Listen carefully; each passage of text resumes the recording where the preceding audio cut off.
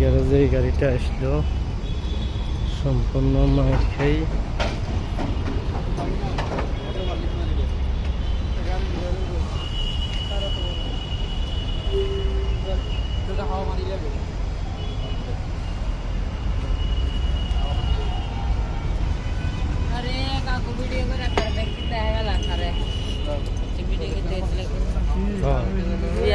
गाड़ी मारते slow motion लेवा नहीं था।